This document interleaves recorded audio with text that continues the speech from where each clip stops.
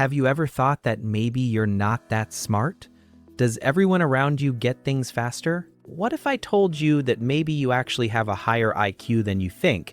It's just that your brain hides it in a way that nobody notices. Stay until the end because these 10 signs will reveal whether your intelligence operates on a level most people never recognize. And number 10, that's what most geniuses have in common, and it's something you actually have but don't recognize in yourself. Let's get into it. Number 1, you talk to yourself. Sounds weird, I know.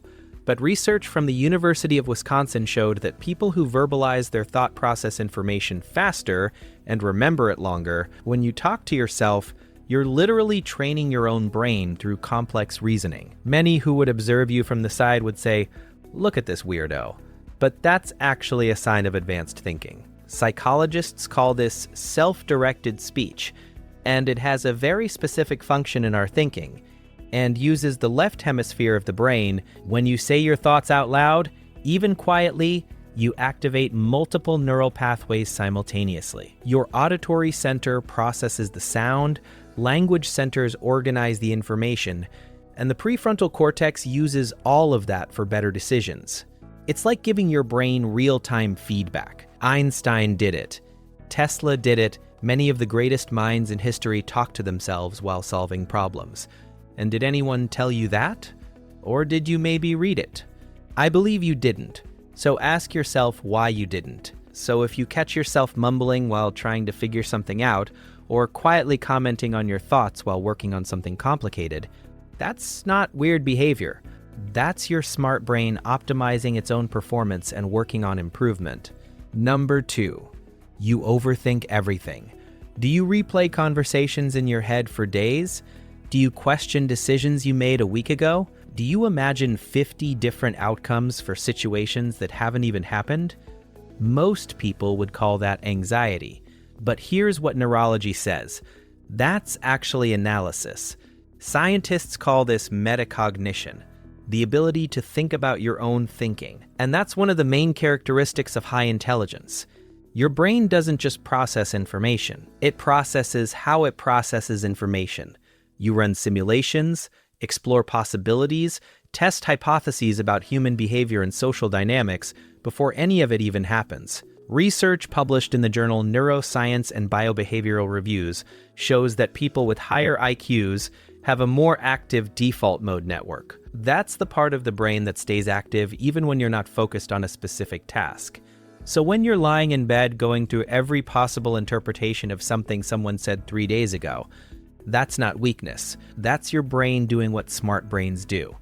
Analyzing patterns, predicting outcomes, and building complex mental models of reality. The problem is that the same cognitive ability that helps you solve complex problems can also make simple decisions incredibly complicated, because your brain sees all the variables, all the possibilities, all the potential consequences.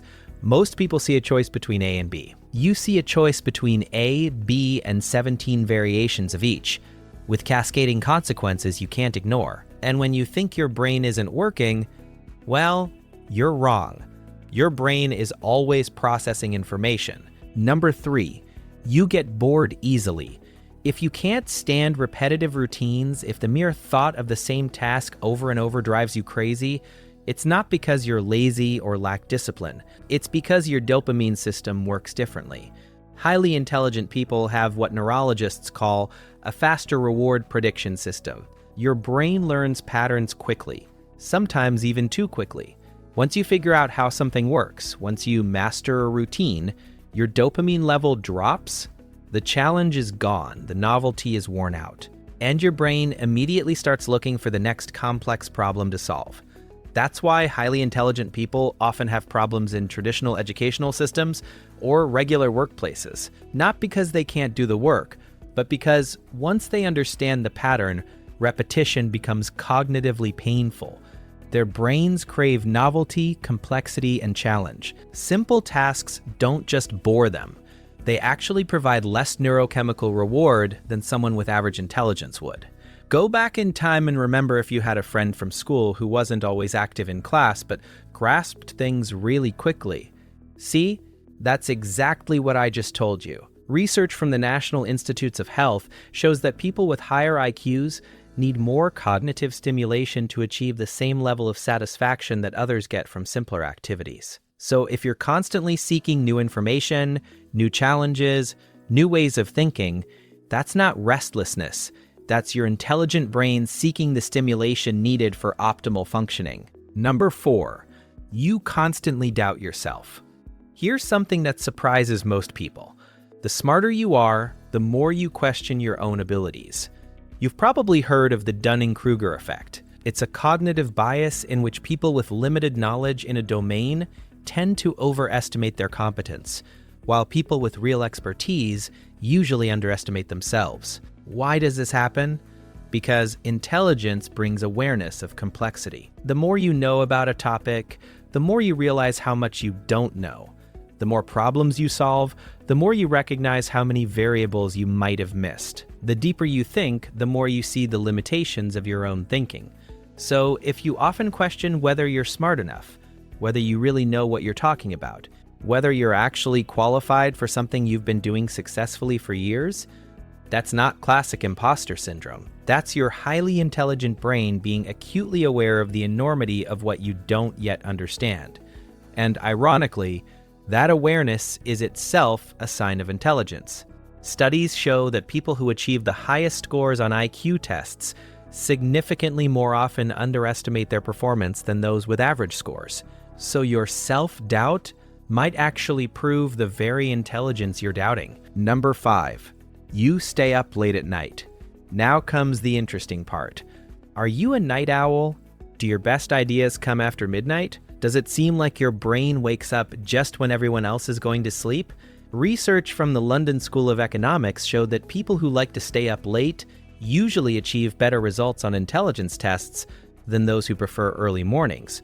But why? One theory relates to evolutionary psychology.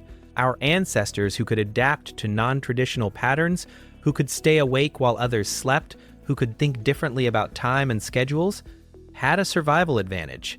That cognitive flexibility that allowed them to separate from the group is the same cognitive flexibility that correlates with higher intelligence today. It's a bit hard to control your thoughts at night when your brain is running at 300 miles per hour, isn't it? Does your brain also work overnight and you can't fall asleep processing 300 topics? There's also a neurological component. Many highly intelligent people say that their prefrontal cortex, the part of the brain responsible for complex thinking, becomes most active when external stimulation decreases. At night, when the world quiets down, when obligations disappear, when distractions fade, that's when creative ideas emerge.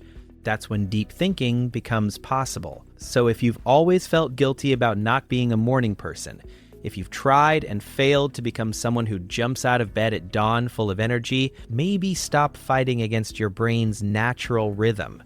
Your intelligence might literally operate on a different schedule. Number 6, you're sensitive to noise. Listen to this now. Have you, for example, been irritated by sounds that nobody else even notices? Clock ticking, raindrops on the window gutter, someone is breathing loudly, background music in a store, buzzing of neon lights, pen clicking. Chewing sounds?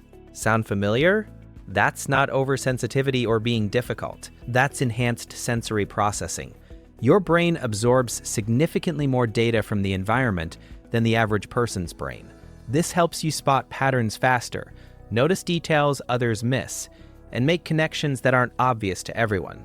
But it also means you can easily become overloaded. Neurologists have found that people with higher IQs usually have more active sensory processing centers. Your brain doesn't filter out as much irrelevant information as most people's brains do. Everything gets processed, everything gets analyzed. Every sound, every visual detail, every sensory input becomes data for your pattern recognition systems. That's why highly intelligent people often need quiet environments for thinking. That's why they can seem irritable in noisy or chaotic spaces. That's not antisocial behavior. That's a brain that's already processing so much internal information that external noise truly becomes overwhelming. I'm curious, did you ever take the battery out of the clock before going to bed? Number 7, You procrastinate. This one might surprise you. You'd think highly intelligent people are perfectly organized, always ahead of deadlines and never put things off, but research tells a different story. Psychologists from the University of Calgary discovered that many people with high IQs show what's called active procrastination. Your brain doesn't like busy work. It's not motivated by arbitrary deadlines or tasks that don't seem meaningful. It waits until something truly becomes important, until there's real pressure or genuine interest, before giving its all. And when it engages, that's when you often give your absolute best performance. This isn't the same as passive procrastination, where someone avoids tasks due to anxiety or being overwhelmed. Active procrastinators make a calculated decision, often unconsciously, to direct their cognitive resources where they matter most. They know they can pull it off at the last minute because they've done it before. Their brains work exceptionally well under pressure. The problem is that this pattern looks like poor time management to outside observers. But internally, it's strategic resource allocation. Your brain refuses to waste its processing power on something that doesn't yet require your full intelligence. So if you're someone who works best right before a deadline, who can't start a project until the pressure is real, that might not be a flaw. That might just be how your highly intelligent brain optimizes its own performance. Your notebooks are in chaos, pens everywhere, mild disaster, but that's your organization, and it's easy for you to keep track of it all, isn't it? Number 8, you remember random details nobody else remembers. The exact date something happened 5 years ago. A small fact from a documentary you watched once. A random comment someone made at a party in 2015. The name of a street you passed on vacation. A specific line from a movie you only saw once. But meanwhile, you can't remember where you put your keys 10 minutes ago. This is your working memory in action, and it's one of the strongest correlations with high IQ. But here's what's interesting.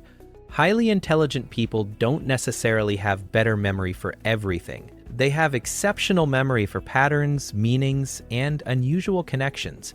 Your brain flags information that's novel, emotionally significant, or that connects to other ideas you're processing. So you might struggle to remember routine information like where you put everyday things, because your brain doesn't code routine as important. But you'll remember that conversation from years ago, because it contained an idea that connected to something you were thinking about, or an emotional nuance that your pattern recognition systems considered significant.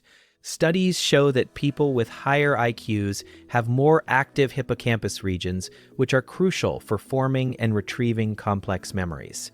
Your brain doesn't just store random facts. It builds a complex web of interconnected information, and some details stick because they fit into patterns only your brain is tracking. Number 9, you feel emotions deeply. This surprises people because we usually think of intelligence as something cold, logical, and completely rational. But neurology tells a very different story. Research shows a strong correlation between high IQ and what psychologists call emotional intensity. Highly intelligent people don't just think deeply. They feel deeply too. This isn't weakness or instability. It's neurological sophistication. The same brain regions that process complex thoughts also process complex emotions. The same pattern recognition abilities that help you solve abstract problems also make you incredibly attuned to emotional nuances in yourself and others. The same depth of analysis you apply to ideas, you also apply to feelings. Studies using fMRI scans show that people with higher IQs have more active mirror neuron systems. These are the neurons that help us understand and almost physically feel what others are experiencing. So when you watch someone going through something difficult and you feel it in your chest, when art or music or stories move you to tears, when you feel other people's emotions so intensely that it exhausts you, that's not emotional weakness. That's your highly intelligent brain doing what it does best, processing complex information at a deep level. The challenge is that our culture often treats emotional depth as the opposite of intelligence, but they're not opposites. They're connected. Your ability to feel deeply, to genuinely empathize, to understand the emotional landscape of human experience, that's part of what makes you intelligent. Number 10, You never stop learning. And here's the final sign, the one that geniuses throughout history share: an insatiable urge to understand more. You read not because you have to, but because you're genuinely interested. You ask questions even when you already know the answers, because you're looking for better answers. You watch videos like this, trying to better understand yourself, trying to figure out how your mind works. This is what psychologists call intrinsic motivation for learning. You're not seeking information to impress someone or achieve some external goal. You seek it because your brain finds the learning process itself rewarding. Every new piece of information is like a puzzle piece that might connect to something else you're thinking about.